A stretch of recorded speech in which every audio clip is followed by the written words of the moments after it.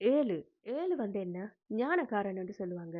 7க்கு எல்லா விஷயங்களும் அதாவது புத்தகம் எடுத்து படிச்சு தான் ஆகணும்ன்ட்டு இல்ல. படிக்காமலேயே அவங்க பல விஷயம் கற்றிருப்பாங்க. அதாவது வானத்த பார்த்தே அவங்க சொல்லுவாங்க, "இன்னைக்கு மழை வருமா?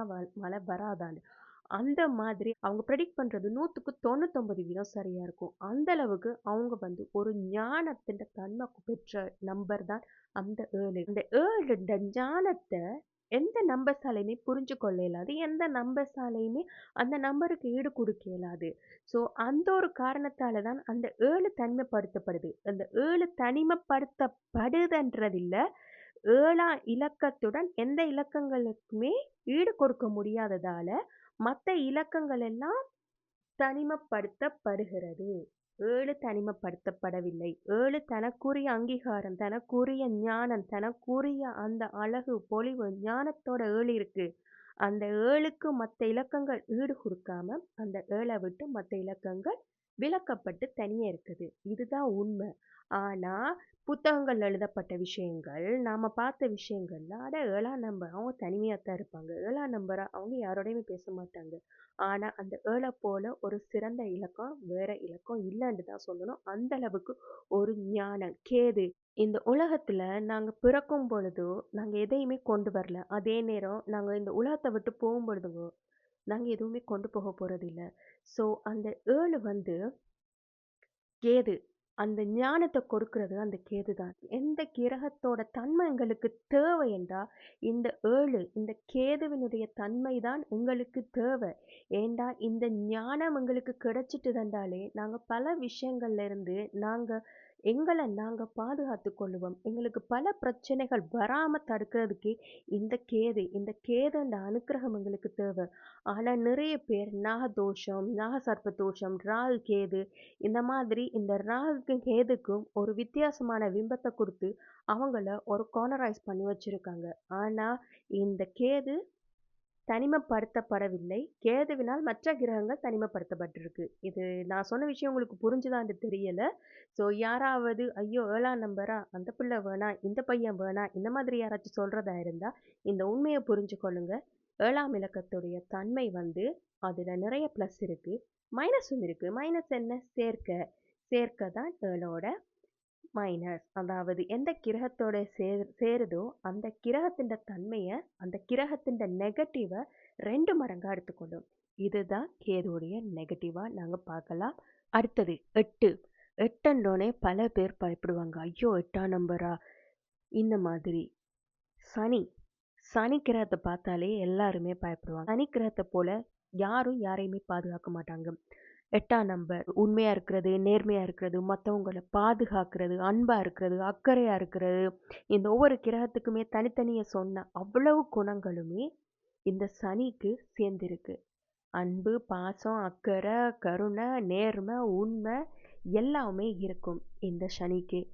இந்த சனியினுடைய தாக்கம் தான் 8ஆம் நம்பர். இந்த 8ஆம் நம்பர்ன்றதே அந்த சனியினுடைய தாக்கம் தான்.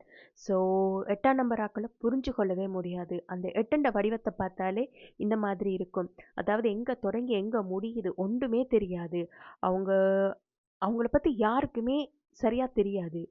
ஆனா அவங்க எவ்வளவு உண்மையானவங்க, அவங்க எவ்வளவு நேர்மையானவங்கன்றது அவங்களுக்கு மட்டும் தான் தெரியும். அவங்களோட இருக்கிறவங்களுக்கு கூட இவங்களுடைய நேர்மை இந்த அளவுக்கு இருக்கான்றது கூட தெரியாது. அந்த அளவுக்கு அவங்க சாதாரணமா தன்னிட்ட இருக்கிற பெருமைகள வெளியில சொல்லாம தங்களுக்குள்ளே வச்சு இருக்கிற ஒரு ஒரு நபரா தான் அந்த 8 இருக்கும். தன்னடக்கம். தன்னடக்கம் அதிகமாவே இருக்கும். என்னதான் அவங்க அழகா இருப்பாங்க. அதே நேரம் அவங்க நல்ல அறிவா இருப்பாங்க. ஆனா என்கிட்ட இவ்வளவு அறிவு இருக்குன்னு காட்ட மாட்டாங்க. நான் இவ்வளவு அழகானவர்ன்ற ஒரு கர்வம் அவங்கள்ட்ட இருக்காது. இது அந்த 8னுடைய பிளஸ். 8னுடைய மைனஸ் என்ன?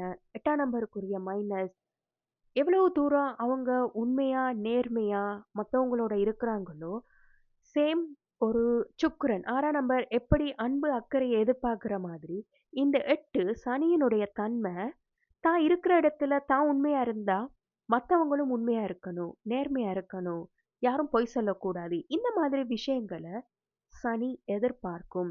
சனி எதிர்பார்க்கைக்குள்ள, அதாவது இந்த 8 எதிர்பார்க்கைக்குள்ள அது கிடைக்காது. ஏன்டா இந்த உலகத்துல நாம இருக்கிற மாதிரி மத்தவங்க இருப்பாங்களான்றது 100க்கு 100 இல்ல. ஸோ நான் உண்மையா இருக்கிறேன். நீ உண்மையா இருப்பியா? இல்ல. அப்படி சொல்ல இயலாது. ஸோ அந்த கட்டத்தில் ஒரு கட்டத்தில சனிக்கு தெரிய வேண்டிய 8க்கு தெரிய வேண்டி வருகுது. இவங்க உண்மையா இல்ல. இந்த இடத்துல எனக்கு பொய்யா இருக்கு. நான் வேலை செய்ற இடம் எனக்கு உண்மையா இல்ல. நான் பழகுறவங்க எனக்கு உண்மையா இல்ல. என்ன செய்யும்? விலகிரும். அவங்களோட இருக்காது. சனி அந்த இடத்த விட்டு விலகிரும். அந்த இடத்த விட்டு என்னண்டு விலகும்? மௌனமா விலகும். அந்த மௌனமா விலகுறது ஒரு பெரிய ஆபத்து சனிக்கு. அதாவது அந்த 8 அந்த 8ஆம் நம்பருக்கு அது ஒரு பெரிய ஆபத்து. ஏன்டா, அவங்க எல்லா குமுறல்கள், எல்லா கவலைகள் எல்லாமே அவங்களுக்குள்ள அடக்கி வச்சிருப்பாங்க. வெளியில சொல்ல மாட்டாங்க. ஒருத்தர் நல்லா கதைச்சிட்டு இருப்பாங்க. பட் அவங்களோட அந்த கதை பேச்சு அப்படியே குறைஞ்சு கொண்டு வரும். அவங்களுடைய கதைக்கிற தன்மை குறைஞ்சு கொண்டே வரும். அவங்கள விட்டு விலக ஆரம்பிப்பாங்க. ஒரு கட்டத்துல அவங்களோட ஃப்ரெண்ட்ஸ் வந்து கேட்பாங்க, "என்னடா நீ என்னோட வந்து கதைக்கிறா இல்ல?" அந்த பிழைய கூட சுட்டி காட்டாது. "நீ இந்த மாதிரி பொய் சொன்னா, நீ இந்த மாதிரி நீ உண்மையா இருக்கேல, இதுதான் ரீசன்ன்றத கூட சுட்டி காட்டாது." மௌனமா அந்த இடத்துல இருந்து விலகிடும். இது அந்த சனி, அந்த 8னுடைய தன்மை. இது நிறைய இடத்துல அந்த 8க்கு ஒரு நெகட்டிவா இருக்கும். ஏன்டா அவங்களால சர்வைவ் பண்ண இயலாது. அவங்க போற இடத்துல வந்து அவங்கள மாதிரி இருக்கணும்னு எதிர்பார்ப்பாங்க. அப்படி இல்லன்றோன அந்த இடத்துல அவங்களால சர்வைவ் பண்ண முடியாது.